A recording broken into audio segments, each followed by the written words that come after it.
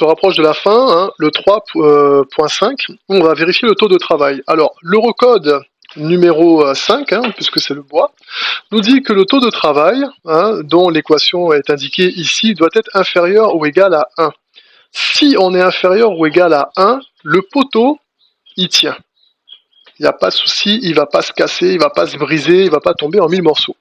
Si par contre on dépasse, ou même on est égal à 1, enfin on va dire même c'est pas super conseillé d'être égal à 1, en général vaut mieux ne pas être égal à 1 et bien sûr pas supérieur à 1, ça veut dire que le poteau il tient pas, on change les dimensions pour que justement il puisse tenir. Quand on change les dimensions, on va le prendre un peu plus gros, hein, on prend pas plus fin, ou alors on change les propriétés, on en prend un qui a une dureté un peu plus puissante, tout simplement.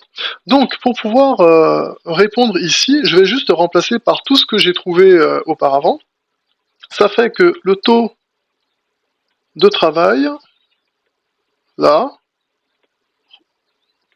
c'est égal. On avait dit que la contrainte C0D, alors je l'ai trouvé, donc c'est la contrainte de compression axiale induite par la combinaison d'actions des états limites ultimes en mégapascal.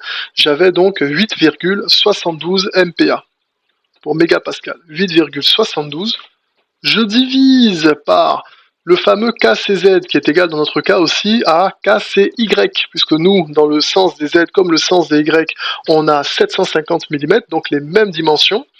Forcément, on se retrouvait donc avec ce coefficient qui était égal à 1, puisque nous n'avions pas de risque de flambement. On multiplie ensuite par FC0D, FC0D qui n'est autre que la résistance de compression axiale calculée en mégapascal, qui est égale donc à 10,76 mégapascal. Je divise donc 8,72 par 10,76, je trouve 0,8, qui est bien inférieur à 1. C'est génial.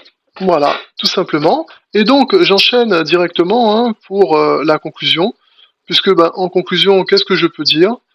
En conclusion, alors je vais vous mettre ici, on peut conclure, ouais, on peut conclure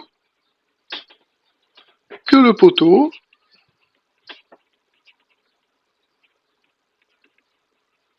voilà, est bien dimensionné, tout simplement. Hein.